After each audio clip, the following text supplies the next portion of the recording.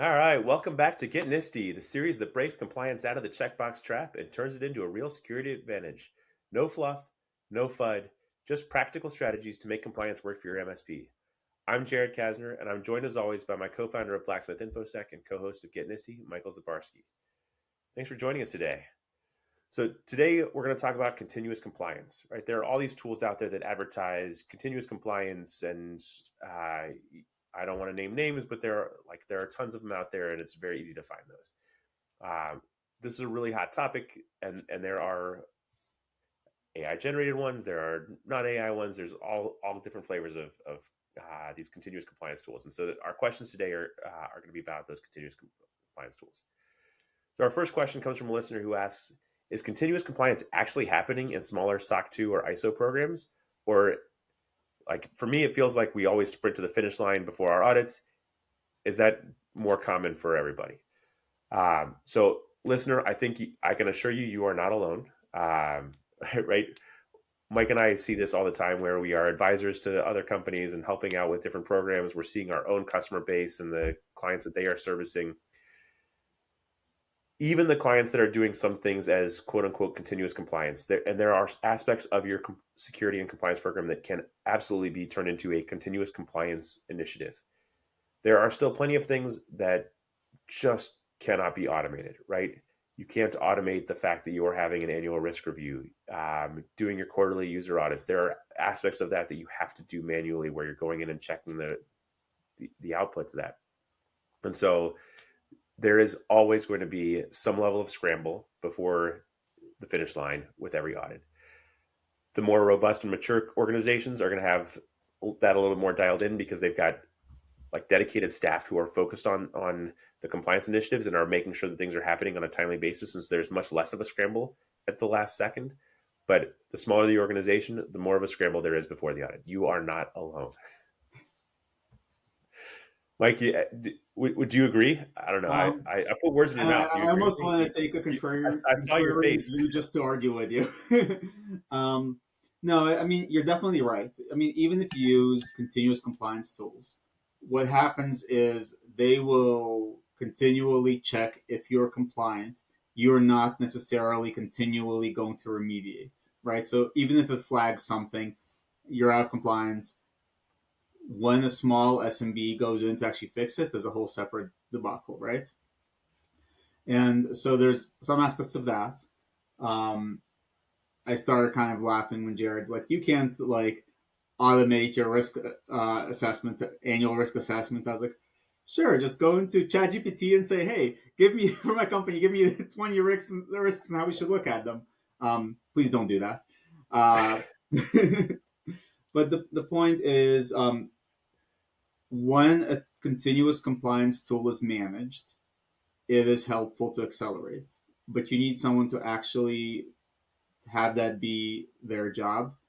And this is not an hour a week job. This is at least 50% job of managing compliance.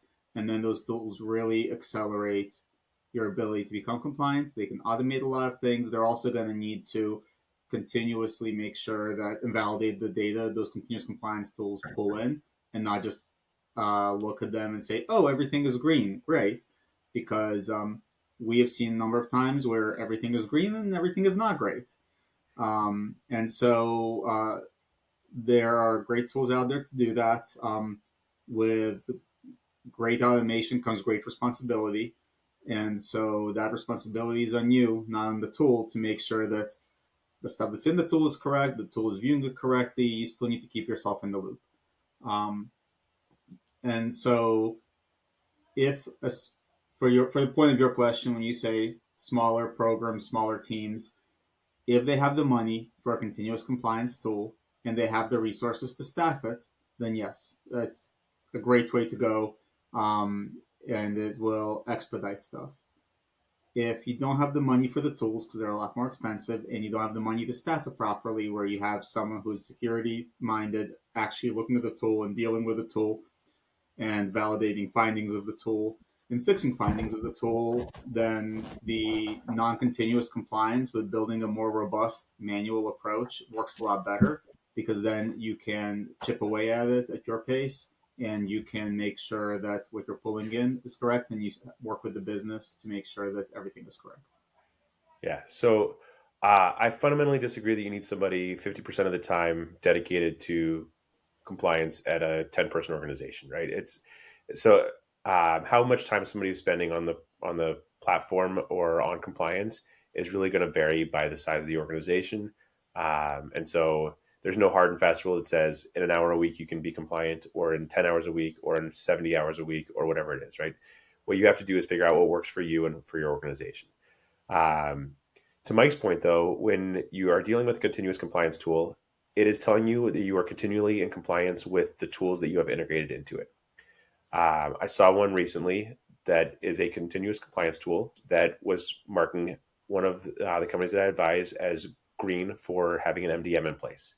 However, because they had not configured an integration with any MDM tool, it was just assuming, like the tool by default assumes that they have an MDM solution, and was giving them credit for it, even though they do not have an MDM solution. And so they look to be more compliant than they actually are because they're not actually collecting any evidence, right? So that there's like an aspect of the tool is going to tell you that you are more compliant than you are in some cases, even in the absence of evidence, regardless of what's there. The second piece to consider is, and there's another firm that I'm advising where they did have an MDM in place. They had the integration configured. Um, and there were sort of two problems that came along with it. The first one is the integration, the continuous compliance tool was accurately telling them they did not have their MDM configured properly, and somebody internally at that organization decided that the integration wasn't working, and therefore was ignoring the red light that was blinking on their dashboard, and just said no, it's fine, and they were uploading evidence manually and giving themselves a green check mark, even though things were not configured properly. And so I came in and I helped them get things configured properly. At the same time, they had green check marks across the board for having MFA enabled for a variety of services. However, they only had half of the services they were actually using configured or integrated into their continuous compliance tool. And so, again, it gave them this false sense of security where, oh, yeah, we've got MFA enforced everywhere. Well, no, you have MFA enforced everywhere that you have integrated. You don't have it enforced everywhere. And so you have to actually, you can't just take what these continuous compliance tools are giving you at face value. You have to actually understand and interpret the results and dig deeper and understand what it's telling you so that you can move things forward and do all of the things and not just some of the things.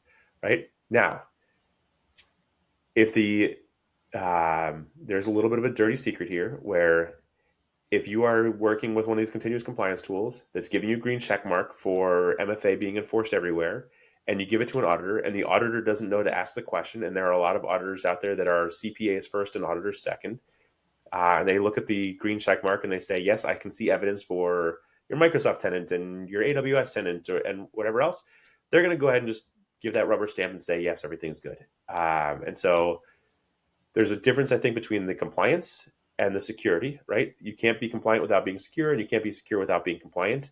The two things go hand in hand, but it is also possible to be quote unquote compliant and not be fully secure. And it's also possible to be secure and not be fully compliant, right? There are things that you can be doing along the way to give yourselves the leg up and do the right thing, and also to cut corners and do the wrong thing and be less secure than you would like yourselves to be. Yeah, and you made a good point as far as the 50%. Like as I was saying that, I was thinking of not enterprises but larger SMB of like 200 people. Like that needs to be someone's job for a 10-person organization. Yes. Yeah. Um, cool. I think hopefully that answers your question. Should we move on to question two, Jared? Yeah. By all means, you want to ask the question? Should I ask the question? I'll ask it. Maybe we can get your puppy too. Our SOC 2 deadline is close and training completion is stuck at 20%. How do we fix this without turning into the training police? This is a favorite of mine. So if you're in that situation, and I'm going to be blunt, you've already failed. Not the audit, but you failed to build a security culture and get the executive buy-in for your training, security awareness training program. Like, yes, people will be in that spot. I've been in that spot before. even with the being the training police and being a full time person in charge of security.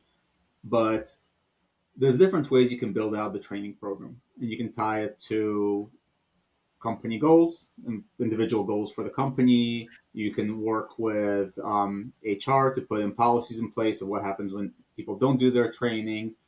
But you need to get the executive buy-in. I've seen companies where people are just like pulling their hair out because they've everyone's done their training except for the executives, and it's like, yeah, that sucks. And you're lucky that everyone else has done it because usually, like, if the executives aren't doing it, no one's doing it. You really need to work on that executive buy-in.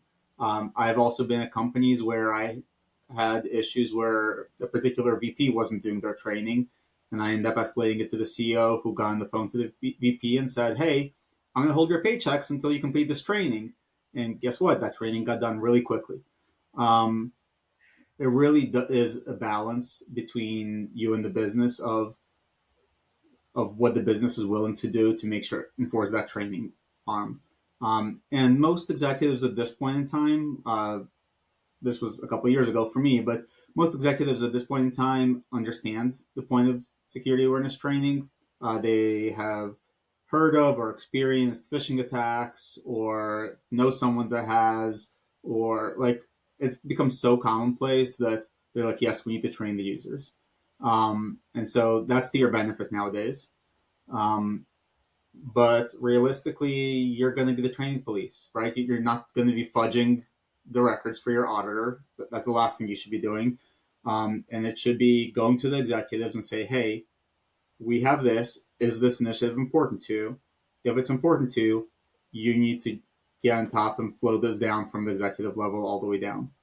And also bubbling it up. So run your reporting from, hey, these users haven't done it, bubble it up to, depending which platform you're using, bubble up to their managers. If you have an org chart built into the platform, right, and have that bubble up, you can gamify it where different departments compete.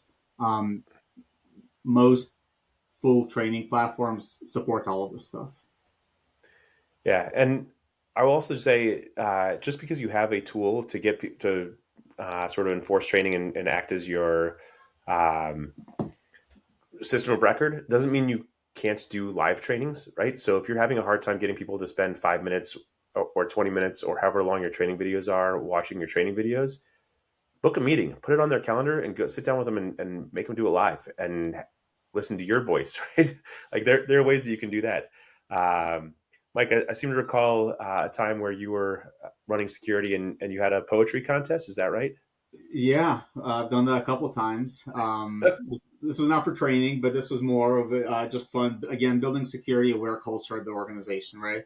Um, have fun with it. We ran a contest where people could submit cybersecurity limericks and poems, and people would go through and basically submit theirs. We'd vote on them. They'd win gift cards. One of the biggest things that I found that helps with security awareness across the board, and it'll kind of flow down into training, is bring this home to people, right? If there's an iOS critical vulnerability, let them know. Say, hey, when you get home, make sure your kid's iPhone's updated. Make sure your kid's iPad's updated. Help them keep their families secure, and that will kind of be ingrained in them in that process, and that they will bring that to work with them as well. Um, one thing that I always like to do for in January's Data Protection Day, or it used to be Data Protection Day, now it's Data Protection Week. We've expanded it. But send a reminder out to the users and say, hey, guess what? Go check your social security statements. Go check your credit scores. Like, care about your personal data, and they'll bring that into the workforce and care about the company data as well, ideally. Yeah, and I think bringing it home to people, that doesn't just mean bringing it home in terms of like having them work out with their kids, but bringing it home to them to understand. Like it's really easy in the abstract to say, "Oh yeah, getting hacked is a problem." It's really hard in the tangible to say, like people say, "Oh, it would never happen to me," right? And so there are some great videos on YouTube from DEF CON and other places where you can actually see people socially engineer companies, right? And it's big companies. These are that are being socially engineered to uh, change your or add people to your cell phone plan, and right, it's very easy to find these videos. In fact, we can link some of those in the show notes for you. Like, there are some really clever folks out there from a social engineering standpoint. Guess what? That is like the biggest vector for people getting into your organization is social engineering. That comes in the form of phishing and vishing and other, right. This is this is how people are getting in. If they want to come after you, they will come after you through those mechanisms. If they're trying to, that'll be like the spear phishing and things like that. But if they're looking to get into your organization, how many times are you getting text messages from random numbers these days saying, "Hey, how's it going? Well, when we met at X, Y, and Z event or whatever." It's clearly somebody that's never met you before, and they're trying to, uh, right? People, when you bring it home and say, "Hey, this kind of thing is happening on your personal device," but it's also happening at work. So maybe think about how you're interacting online. Guess what? The CEO is never going to ask you to go buy 100 gift cards from Target, right? Like, think about what you're doing and why you're doing it. And when you start having those conversations and bring, like, have it, you're not trying to scare people, but you're trying to help them understand and make it a little bit more visceral for them that this is a thing that could happen to me. And here's how it's going to look and feel for me. Like, that type of thing is going to help get them to understand the value and the importance of it. So they'll be much more willing to watch the training videos in the future because they know that they're actually learning something from it. When it's the same boring videos, if your videos are produced by somebody who was producing sexual harassment videos in the 80s and 90s, guess what? Nobody wants to watch those things. Find the cool ones, right? I promise not to name and shame on in the first segment of this, but like, I'm gonna call out one. I don't love this platform, but I do love some of the things that they do. There's a company called Ningio that does security awareness training. That every episode is bite-sized cartoons that are 4 to 5 minutes long that tackles this one specific topic. They get big name actors to John Leguizamo and play people like that to voice the characters. Like, they're cool, they're fun. People actually enjoy watching those, and the platform is gamified. Right? There are a ton of tools out there that are doing similar types of things that are making these videos fun and entertaining. So if you're having a hard time getting people to watch the videos that you're sending today, think about the content and the type of videos that you're sending, and figure out whether there's a better platform out there that will get higher engagement. But then again, to Mike's point, is build that culture, and that comes from the ground up. Getting people, like, reward people for doing the right thing, and it comes from the top down, and providing your executives with a stick and making sure there's executive buy-in and saying, hey, look, if it comes down to it, I'm going to withhold paychecks or whatever else, right? So it's a combination of incentives and the reward and the risk and reward kind of benefit that you're going to have to play into. I think. Cool.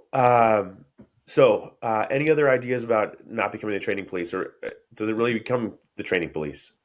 Yeah, one thing that Jared said that I want to touch on is if you're going to go either do a group training session or sit at someone and do live training, document it, have sign offs. You're going to need that for the audit because if it's not in the platform, that's not going to come out in the export.